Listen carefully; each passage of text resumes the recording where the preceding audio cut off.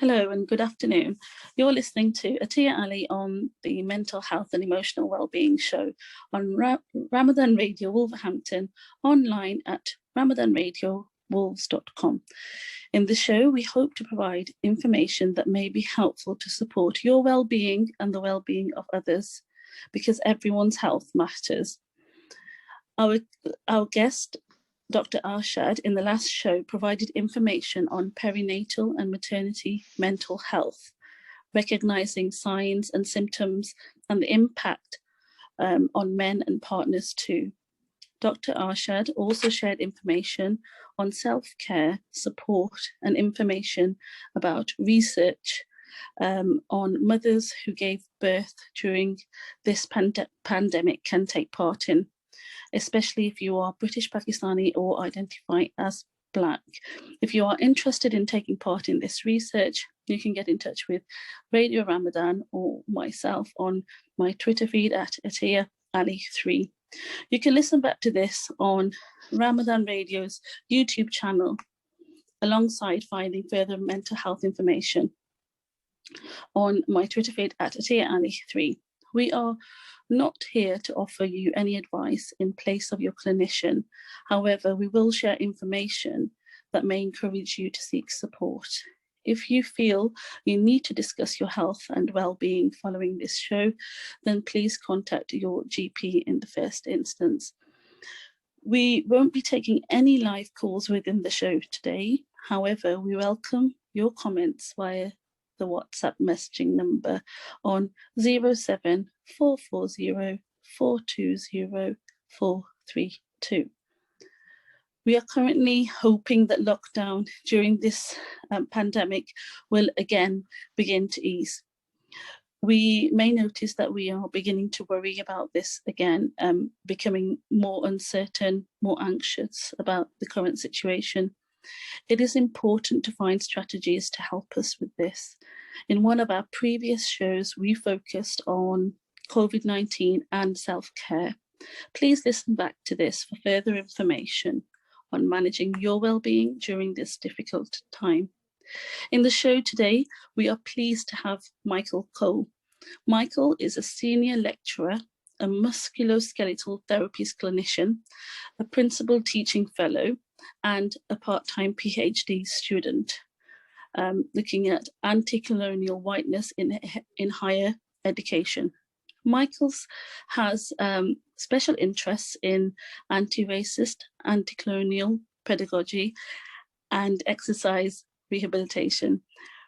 Michael has previously worked in industry and in further education and continues as a higher education consultant and a sports therapist in private practice.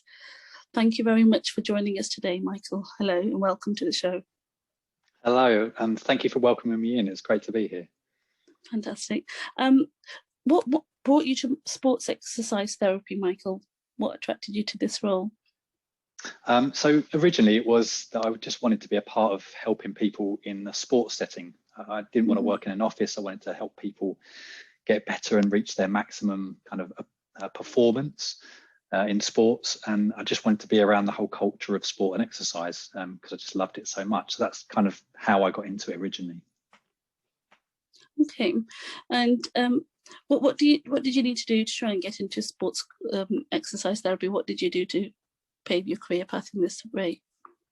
Yeah, so there's a few different pathways in, and everybody's slightly different. For me, it was doing my A-levels in PE, and I did business studies and English as well, and went straight from sixth form college into one of the first degree programs in sports therapy in the UK. That was back in 1998 in what was then the University of North London, which is now London Metropolitan. So I did my undergraduate degree and went straight into private practice as a sports therapy clinician. So assessing and treating members of the public who were predominantly engaged in some form of sports or exercise activity. And then at the same time as that, I went into working in semi-professional and professional sports like football and swimming. But I always taught a little bit. So I always taught sort of a couple of hours a week, anatomy, physiology, sports massage, mainly in kind of adult education and further education, and then did some more qualifications, and that's culminated in me. So now really I do sort of maybe half a day a week of actual clinical practice, and the rest is teaching in higher education at the University of East London, teaching future sports therapy graduates. Okay.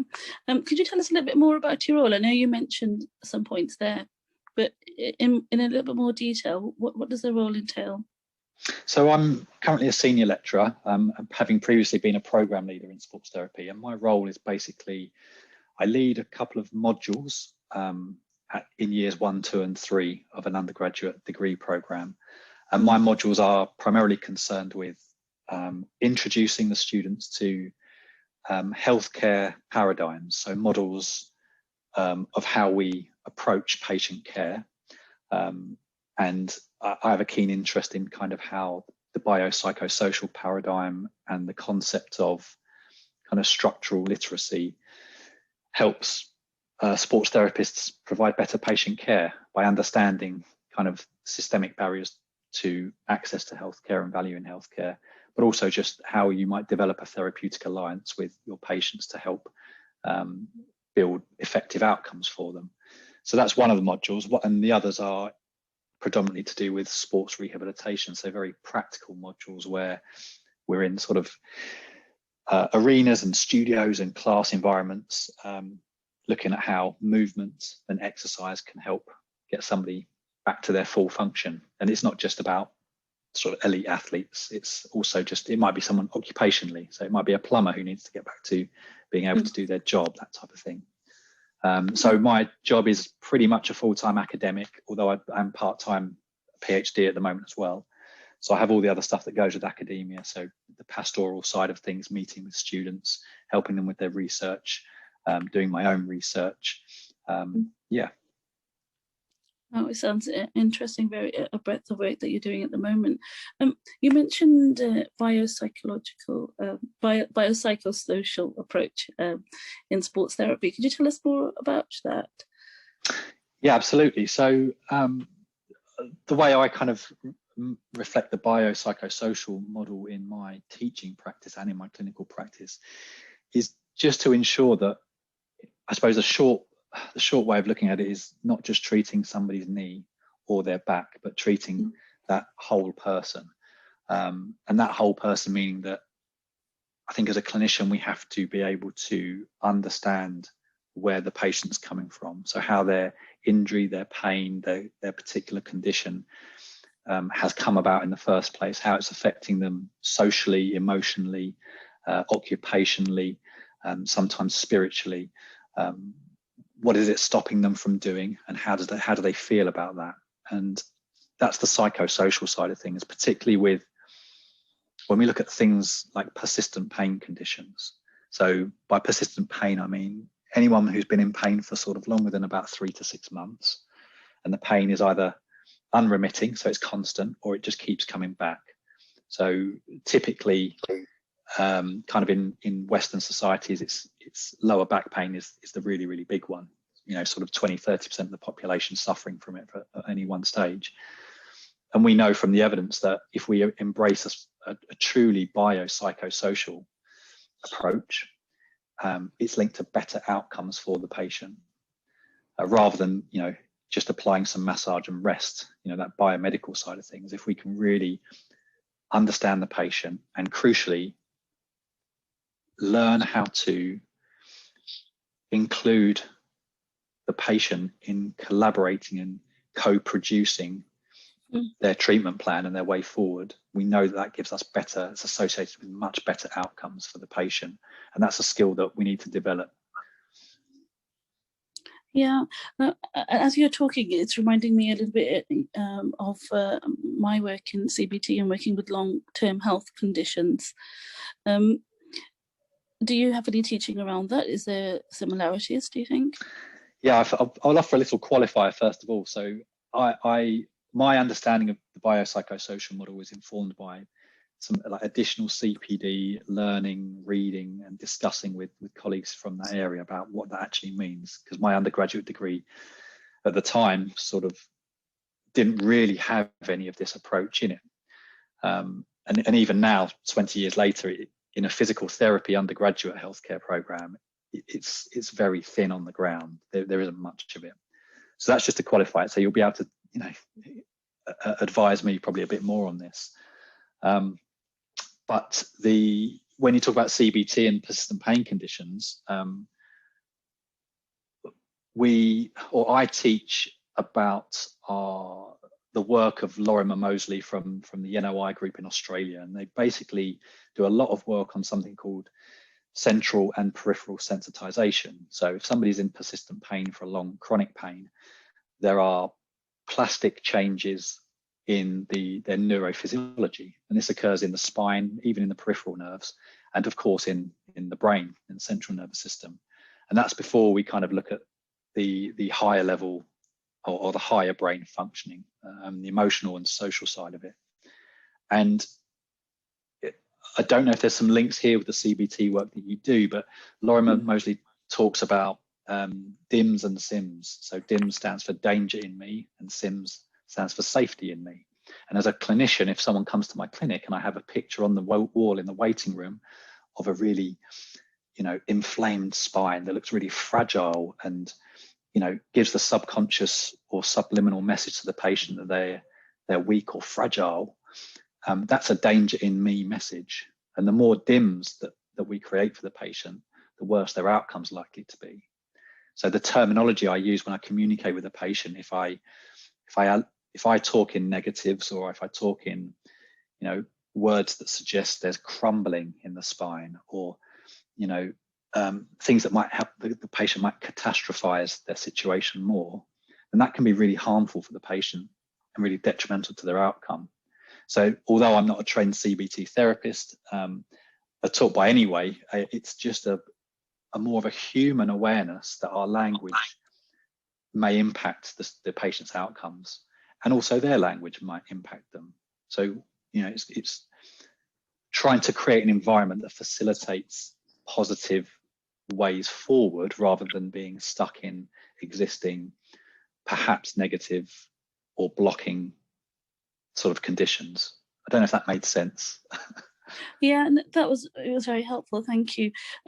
Now, you said that you're looking at kind of encouraging kind of the positive approach to a person's illness, or looking at it in a positive light, or making sure that it doesn't go down the path of catastrophizing or feeling really terrible about their illness, and that perhaps things are worse than they seem. Is that right? Absolutely, yes. Yeah. And I think I look at that as sort of one of many different solutions that are helpful in the patient's holistic care. But it's important to remember, I tell my students that if you know what the solution is, that isn't just the answer. Because if someone's in persistent pain and you just jump to the solution, sometimes it's counterproductive. And that's where that therapeutic alliance comes in, because seeking to understand rather than just be understood, allowing patients the platform and time to express themselves, and judging it on each individual basis, when is perhaps the right time to maybe offer some education, some encouraging words. You know, that would be slightly different for every patient. So within this role, you talk about sports exercise. Do you kind of coach people to become confident in the sports they play, or is it more around the injury? For my students and for me, it's more about supporting them on their journey to becoming confident in working with athletes across different sports. So they might often our students have a strong background in one or two sports, but they need to be prepared to work across different disciplines.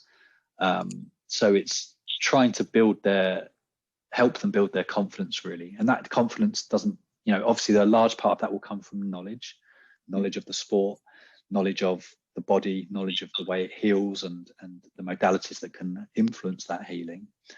But it also is largely to do with their interpersonal communication skills as well. And on our program, for example, on our sports therapy program, we have students from many different backgrounds, different ages, and there's a real mixture of that ability to be able to empathize, to actively listen to patients, to kind of process what a patient's saying, whilst also reflecting in action about what our own body language and our own verbal communication might be doing to influence that situation. So yeah, it's less about sort of how they participate in sports, but I suppose they do need to know how to influence others to participate in sports, because we know that that's linked to healthier lifestyles. And I think a lot of the patients that they might see in clinic with persistent pain may not be involved in sports and health activity at all, or if they were, they aren't now because they're fearful. So again, that coaching side of things there does come into their education a little bit as well. Right. So if someone was to approach you and say that, you know, they're having this persistent kind of back pain, and they're unable to participate in physical activity, and they've given up on trying to, you know, how would they be motivated and encouraged to re-engage? It's a really good question. I think it really does depend mostly on the reasons why that patient feels that way, and that will be different for different patients. It's not uncommon to find that through a combination of lack of time, occupational factors, etc., that has been a major barrier to a patient engaging with the physical activity they need to make them feel better. So then it becomes a case of more of a logistics thing, you know, working with the patient to understand their life and their lifestyle, to work out what things could be included and manageable. And because if they don't enjoy it and it's not manageable, it might last for 2 weeks and then it will stop again. You know, it's like diets, you know, when diets don't work because they're not sustainable, and they make people unhappy.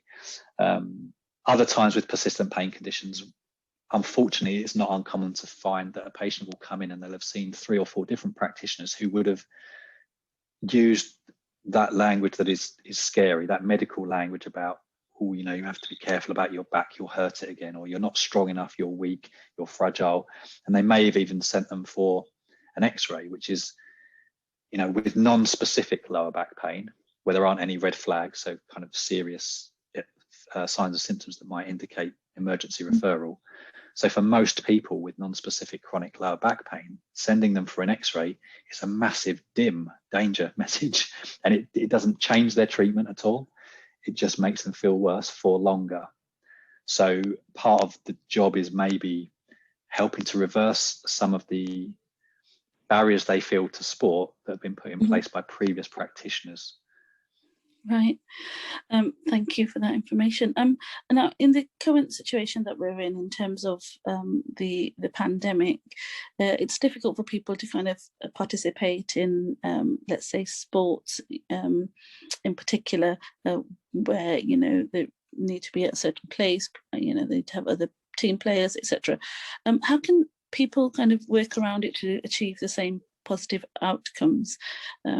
Physical exercise is important and necessary, especially during this the pandemic and the current situation.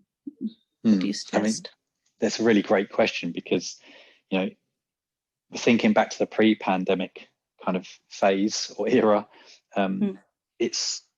that's one of the kind of billion-dollar questions, is how do we get more people engaging in more physical activity? And unfortunately, the research shows at the moment that we don't really know what the answer is, because there's a huge interplay of complex factors. And if we for example, if we focus on individual choice and motivation, that can be a little bit of a smokescreen for kind of allowing those structural and systemic barriers to engagement off the hook. So, do people have access to green space? Are they on precarious contracts where they don't have time to work for exercise because they have to work so much? What's the benefit system like here? Where's the access to gyms and social activities?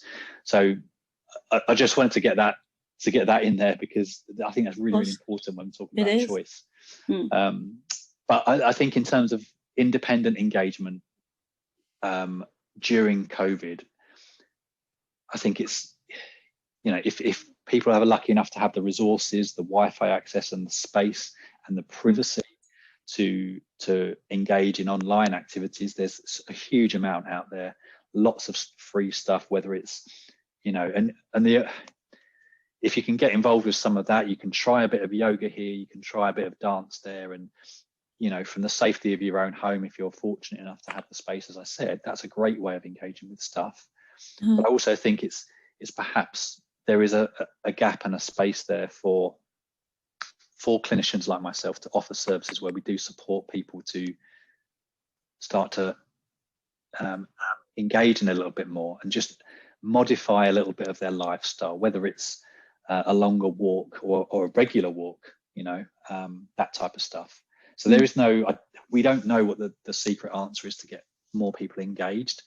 I think it's structural factors in there, but then I think, you know, what I'm hoping is we've just, you know, with the loosening of restrictions, perhaps the social side of it will be a huge factor. People will, you know, maybe I'm an optimist, but hopefully small groups of friends and family might sort of think, you know, we've been stuck inside, we haven't been seeing each other, we need to stay healthy, and let's walk together, let's run, jog, walk together, let's do something, let's go play bowls or whatever it might be, and we can embrace the physical as well as the social, and that will help with health and well-being.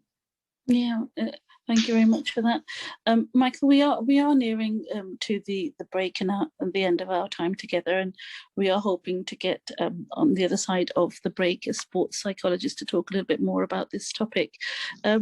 Before we head into the break, would you be able to give us some information about the research you are doing?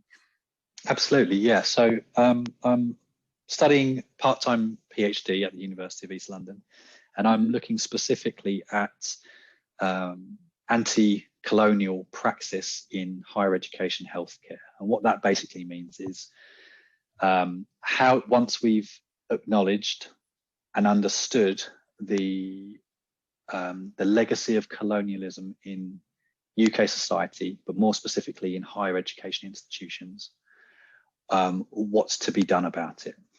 And it's my research is from the perspective of a white, middle-class, heterosexual man, and what part can I play in helping to co-create some resistance and a better way of doing things so that we do not continue to oppress, disenfranchise, particularly students and staff from Black, Asian, minority ethnic communities. But my research is predominantly looking at anti-Blackness as a manifestation of white supremacy in healthcare. So things like the so-called, and I'm using air quotes here, BAME awarding gap in higher education. And obviously there's issues with the use of the term BAME, of course. But so my research is autoethnographic as well, which means it's kind of a scientific look at personal narratives around this. But please do ask any more questions on that, because I don't know if that made much sense. It sounds very interesting. Now, what do you mean by disenfranchise? Yeah, so I suppose the best way is to give an example. If it's in higher education, healthcare, in the UK, there's something called the BAME awarding gap. And it basically is a phrase that's been given to the fact that if, for example, you are a Black British student who enters university with the same grades and the same kind of other criteria as a white student, you're much less likely to achieve, or to be awarded, I should say, a high class degree, so a first or a 2-1. And all the evidence points towards this gap remaining in the system. So this form of disenfranchisement remaining in the system because of the way the system operates. So because of the way that rules and regulations are set up, the biases within the system, essentially the colonial legacy of whiteness within the system. So one would argue, and I would sort of concur with this, that, you know, the fact that there is this gap predominantly between Black and brown students and white students, it kind of exists because the machine of higher education in the UK, it isn't broken. It's kind of doing what it's meant to do. it's meant to reproduce the disenfranchisement, to maintain a hierarchy of based around kind of class and race. And obviously I'm putting race in inverted commas there. So that's the sort of disenfranchisement I'm talking about. Yeah. Thank you for sharing that, Michael. I look forward to reading your research and how we can probably relate it to health as well. Michael, within the last few seconds, would you be able to give us some contact details for yourself, should anybody want to get in touch? Absolutely, thank you. So I'm on Twitter at Cole_therapy_ed. And if anyone wants to email me about the research or anything else, or even if they want to come and study sports therapy, I'm at mcole@uel.ac.uk. Thank you for listening today. Thank you for coming in, Michael. And after the break, we will be speaking to a sports psychologist and understanding how mental health can support our well-being. Thank you.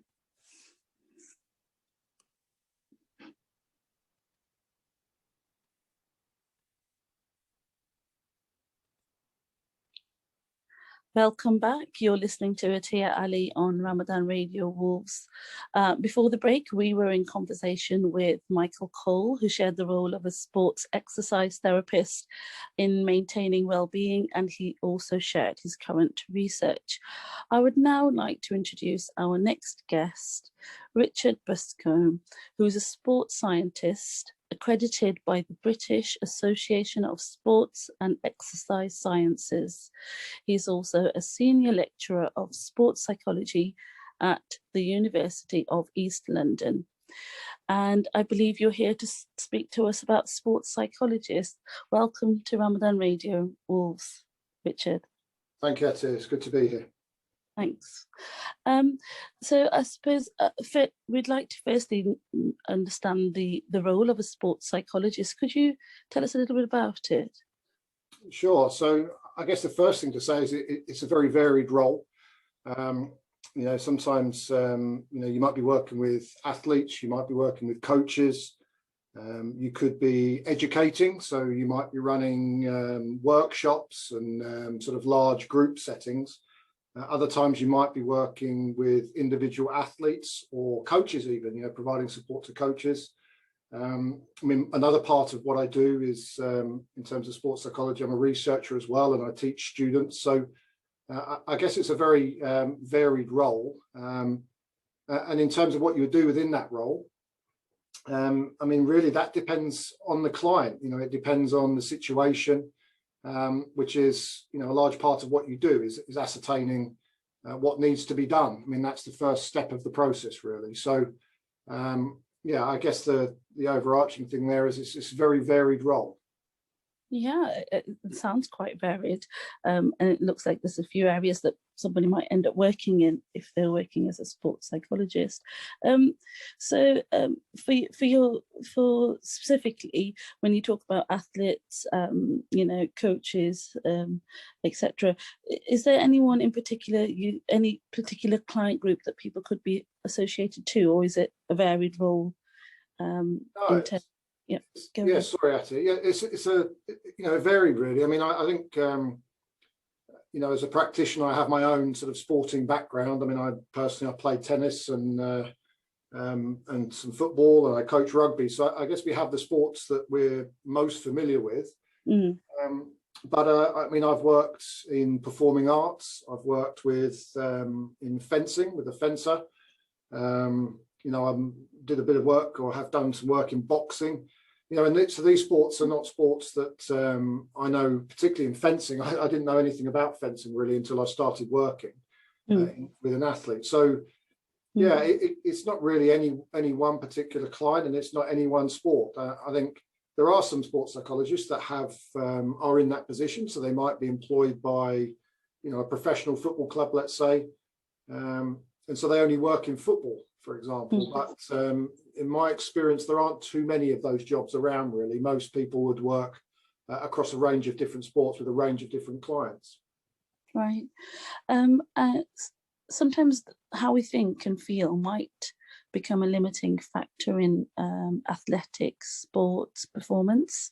Can you think of any examples where this might be the case, and how you've supported individuals through this. Yeah, I mean, I guess, you know, what we think and how we feel is going to directly influence what we do. And, you know, in sports, like in any area really of life, our behaviours are key. You know, the choices that I make are going to influence, you know, what I do. So let's say I'm a badminton player, and you know, that what I'm thinking at that point in time is going to influence whether I drop shot, hit a long shot, where I serve the shuttlecock. It's going to influence everything, and it also influences my capacity to make those clear judgments and the right decisions as well. And of course, again, that's, you know, that's going to influence sports performance. So certainly I would say, in terms of examples, I mean, that area of decision making is a big one, and how our thoughts and emotions can influence our decision making, but also pre-match as well. Of course, how we're you know, feeling and thinking before a match even starts is, you know, is key to how we might start that fixture. And in some sports we get time to recover. So let's say, you know, football is a popular example, I guess. You know, a football match is at least 90 minutes long. So if we don't start very well, there is time to recover. But in other sports like boxing or judo, you know, these types of sports, if we start badly, then it can be all over within the first 10 seconds. So, you know, those sorts of sports, I kind of think of them as non-recoverable sports. You know, those types of sports, I think there's a whole other sort of challenge around preparing emotionally and cognitively for those types of sports as well. Yeah. So in those types of sports where it might be more about kind of team play rather than individual play, if that makes sense, then in that situation, do you or people coach the individual or as a team? How does it work? That's a good question, Atiyah, because normally what happens in those situations, in my experience, you'd be asked to work with the team as a whole. But when you work with the team as a whole, again, my experience of that has been that, you know, let's say you've got 10 people in front of you, you've probably got 2 or 3 people that are really buying into what you're saying and you know, really keen to listen to you and will go away and do what's being suggested. You'll have a couple in the middle that are thinking, well, this seems okay. And then you'll probably have a couple on the other side that are not willing or don't want to engage, and are probably there because coaches told them they have to be. So it can be sometimes a little bit frustrating when you work with teams, because within the team there are probably only some individuals that want to engage with you anyway. I find that the best results for me have come when I've worked with individuals.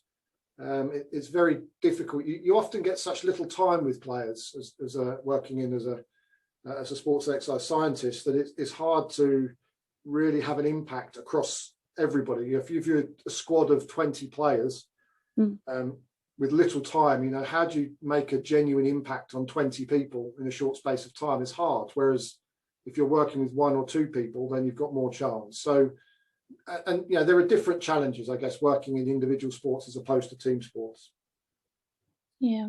And do people receive specific training on working with groups and individuals? I mean, what is the course that people would have to access to become a sports psychologist? Yeah, there's definitely different content. So whether you, there's a number of routes to, you know, becoming an accredited practitioner in the UK, but whatever route you take, there are certain competencies. It's like most other professions, really. You know, there are certain competencies that you have to show that you've achieved in order to, you know, to get the accreditation at the end.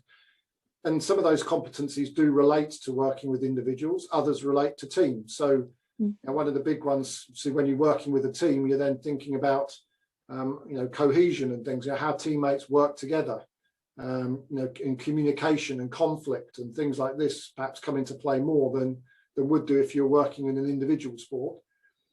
Although just to add to that, I would say sometimes people think about an individual sport. So for example, cycling, just to pick one, and we see that on the television as an individual thing. You know, it's a woman on a bike or a man on a bike, and but really it's actually a team sport. You know, the person on the bike is the product and the most important person in the cog in the wheel, but they're only there because of the people in the background, the mechanics that have put the bike together, the team manageress that's running the group. You know, that there are certain people in the background that support that person on the bike. So a lot of individual sports are more team sports, actually.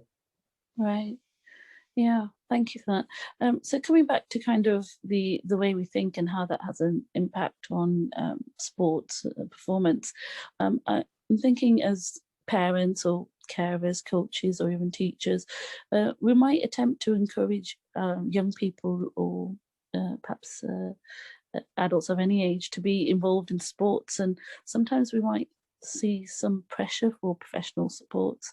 When does this, do you think, become too much? When is good pressure, and when is it time to kind of back off as carers and parents, do you think?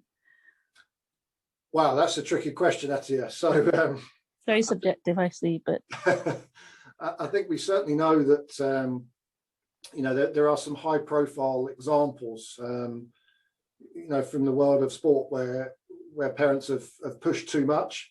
But then there are other examples where athletes have made it to the end with very, very pushy parents. I think the main thing with that, though, is that we only ever hear the stories of the athletes that have made it.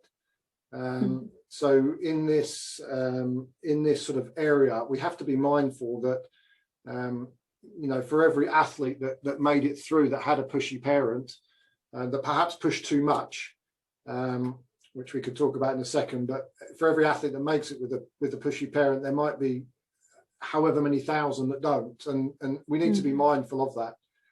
I mean, where it becomes too pushy, I mean, I guess to sort of quote a standard model, up till about the age of 9, even older, 12 probably, kids should be encouraged to sample different sports. Right. Do lots of different things and develop that sort of athletic prowess, really. And the other thing that allows kids to do is it allows kids to try lots of different things and decide what they like. Some kids, they might decide that they don't like football, or they don't like whatever sport it might be. So it helps them to make up their mind, much like an adult might do if they tried lots of different jobs. It helps you to formulate what you do enjoy. Right. And so I think it's a really good thing. As the kid gets a little bit older, then they will start to sort of narrow that down, and they might just do 2 sports. And then there comes a point, certainly if they want to be a professional athlete, that they're probably going to have to choose, although there are examples of some athletes that have made it, in 2 sports. So it's not always the case that it doesn't have to, that you have to single out. But certainly, we should encourage parents or carers, whoever it may be, to let kids enjoy the fun aspect of it. Has to be there always, and we need to kind of support that and make sure the conditions are there for that to flourish.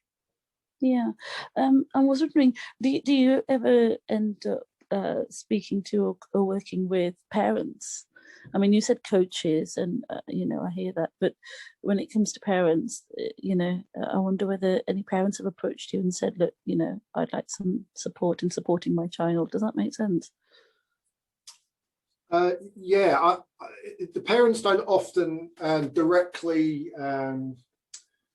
The parents don't often directly contact you. What normally happens is that the parent contacts you and says, can you, I'd like you to speak with my kid. So you go and speak to the kid, and more often than not, the kid then talks about the parent. And again, this is never to give parents a rough ride on this one, because I'd like to think that, all parents have got the best interest of their child at heart. But we're not experts, are we? None of us are experts in this. We don't all know it all. So sometimes parents, they mean to be supportive, but actually the way that support is perceived by the kid is actually controlling rather than supportive. And so that actually becomes a source of pressure for the child. So what can happen then in that situation is that you often find that you can end up in an informal discussion with a parent, where they might just on the way out, they might sort of start a conversation with you, and I wouldn't disclose what the athlete, the child has told me.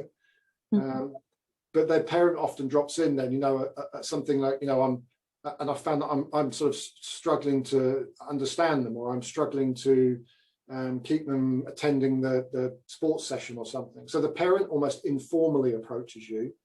That's the way I've found it often happens. It's a tricky situation, because as parents you wouldn't know, kind of, or as carers you wouldn't know kind of when is too much and when isn't. Thank you for that, Richard. So when do you think it is helpful to receive sessions on from sports psychologists, or to approach for support of their child in terms of development, sports performance? When do you think it's helpful to receive that kind of intervention? Well, I think the key thing here, Atiyah, is that unfortunately, often as working in this area, you often get sort of parachuted in when things aren't working out well. When a team or an athlete is struggling, I think the decision process at their end then becomes, we need to do something to try to turn the ship around. And so you get a call at that point. And I wouldn't say it's always crisis point, but it's maybe sort of approaching that. I don't think I've ever been called in for a situation and a parent or a coach has started by saying, look, they're playing really well at the moment, but we want to maintain this. You don't often get that. However, for this sort of stuff to work as positively as it could do, the ideal really is to be embedded to an extent within that team. So you're working on a regular basis. The players get to know you a bit. You're a face around. You're not just this person that turns up and leaves again. And so you embed things into their weekly schedules that are going to support their development, rather than turning up at the 11th hour and trying to bail their coach or the team out of a situation that they might be in. Because of course, in that situation, there's absolutely no guarantee that whatever you do will turn the ship around anyway. We can't give those guarantees. So it's best to be in there for the long term, but of course that costs money, and so that often doesn't happen. Typically, what is the cost typically, would you say, per session? Or does that depend? Is it how long is a piece of string question? That's a really difficult one, Atiyah, because I mean, there are guidelines for how much people could charge, but they are simply guidelines, and so it is a case of different people will charge different amounts. You often find people will advertise for 10 days a year, let's say, if it's a national governing body. So they will, rather than sort of advertising something per athlete, you would get a block of time to do something with the performers, and that might be split over maybe a certain amount of days a year, or 6 months, or whatever it might be, and then you would then charge an amount for that block of time. So it's not necessarily always as neatly cut as a per hour fee. The per hour fee, for some people the per hour fee might change a bit, others will be quite rigid in their pricing structure. Where would people find a sports psychologist then, or sports psychotherapist in some cases? Where would people find those professionals? Where would they be able to source? So just to pick you up on one there, Atiyah, so the term sports psychotherapist, I know you didn't mean it as that, but just to make sure that the listeners know, that doesn't actually exist. Okay. I mean, we can, in terms of sports psychology support, I mean, the British Association of Sport and Exercise Sciences has a consultant finder function on its website. Right. So that would be a good one. The other place to look is on the British Psychological Society website. So the BPS is one of the other bodies that accredits not just sports psychology, but this would be sort of clinical psychologists as well. So really the BPS there and the BASES websites would be a good starting point for that. Right. And that can be easily Googled, put into a search website and found, right? You'll find both of those easy, yeah. Okay. Does anybody ever approach you in terms of encouraging exercise and sports, but not professionally, or do you find that that's not really what sports psychologists do? Yeah, absolutely. I mean, normally it's higher level performers, principally because higher level performers often, not always, are willing to invest more in their sport. And I don't necessarily just mean that financially. I'm thinking also, time and effort as well. So normally it's higher performing athletes and coaches. However, athletes at any level can benefit from working with somebody in this area. I think we don't have to be competing professionally to, a lot of, let's say, running, for example. There's lots of really serious, very serious amateur runners, aren't there? You don't have to be running as a professional athlete. These people take it as seriously as the next person. In many cases, as seriously as some professionals, I'm sure. So anybody can benefit from working with individuals in this area, but it just happens more often than not they are the higher performing athletes. Okay, so the next question, Richard, is partly because I am aware that you sit on the British Association of Sports and Exercise Sciences EDI committee. That's the Equality, Diversity and Inclusion. Is that right? Inclusion, right? Yes, Equality, Diversity and Inclusion Committee. So I'm wondering, you might be aware that there sometimes is a bias, perhaps unconscious, in some professional supports, and some organisations have attempted to, for example, kick racism out. And perhaps tennis is yet to catch up with this. What role do you think sports psychologists can play to support this and clients who experience this? Okay, well, I'm going to sort of address this in two ways, Atiyah, if I may. So I think the first thing here is, as a practitioner, working with people, individuals, part of the training process is self-reflection, and not just during training, but also when you are working with individuals. When you're in the field actually working, we need to reflect on ourselves. And the biases perhaps that we hold. I guess there's been some discussion around sort of unconscious bias and whether these things, to what extent we should perhaps think of it as an unconscious bias, because I think the reality is that people do hold these prior held beliefs and judgments about groups of individuals, and I guess that's part of the world in which we live. So to sort of counter that, we need to try to be aware of those things and spend a bit of time thinking about, what was my upbringing? What do I see, or how do I see the world? Because that's going to influence then the judgments I make of other people, and not just other people, but their situation as well, and the performers that we're working with. So that's one thing in a professional sense. I mean, it's interesting you've picked up on tennis there, Atiyah, because it's an area that I work in and I've worked in for a few years. I mean, in terms of the role of sports psychologists, I mean, they're athletes. I haven't experienced this personally.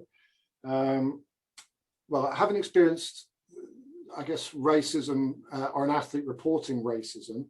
To me in a sporting sense, but I have experienced working with athletes who have talked about racism they've experienced outside of their sport, and of course it's a source of stress, enormous stress, and concern for not just athletes but people. So, and because athletes are people fundamentally, this does bring another level of stress to their sport. So I would imagine that people playing in sports, they're experiencing racism, be it, sort of sort of almost open racism via social media or comments from spectators and things like this that we read about quite a lot, unfortunately, in the press, or whether it's more sort of structural, you know. And I guess if you wanted to look at it in that sense, I suppose you know, tennis would probably fall more into that second category, wouldn't it, in terms of just the history of tennis. And, well, there are no role models really, are there, for lots of Black, Asian or minority ethnic communities in tennis, or am I wrong there? No, there are very few. I mean, I would say though, I think that's perhaps yeah, a little bit different. I don't have any data on this, Atiyah, so I'm a little bit cautious of sort of absolutely, you know, saying things that I can't support. But if you watch tennis on TV, you know, there are some very prominent Black athletes, you know, in tennis. Less so seem to come out of the UK system. Yeah. Now I can't tell you why that is. Certainly couldn't put my finger on that. But you know, certainly if you look at America, there are a number of athletes that have come out and have received or got to the top of the game in the States. So I definitely think it's something that the Lawn Tennis Association needs to look at. There's absolutely no doubt about that. I'm aware that they've started to do some work in this space. So they've recently started to look at issues of EDI in the LTA. I'm not party to what that is exactly, but I know that they've convened a committee. That's really positive to hear. We are coming towards the end of this segment. Thank you, Richard, for all of the information that you have provided. If somebody wanted to get in touch with you and probably ask you further questions about what you've mentioned or anything sports psychology related or course related, how could they get in touch with you? Sure. If you want to have a look on the university website, or if you just type my name into Google, it should come up with my university profile. And then on there, it's got my email address. So it's just r.m.buscombe at uel.ac.uk. Thank you very much for joining us today. And I'm sure that when people do listen to this, they might have plenty of questions to come back to you with. Thank you for tuning in today. Do listen back to this and other clips from the Mental Health and Emotional Wellbeing show on Ramadan Radio Wolves YouTube channel. You can hear me next on the 3rd of April at 1 p.m, where we will be focusing on eating disorders. So if you have any questions for our guest, please email them into Ramadan Radio Wolves for the attention of Atiyah, or you can contact me via my Twitter at AtiyahAli3, and I will try my best to ask the guest. Thank you again, Richard, and thank you for all of you who have tuned in. Have a lovely rest of the weekend. Goodbye for now.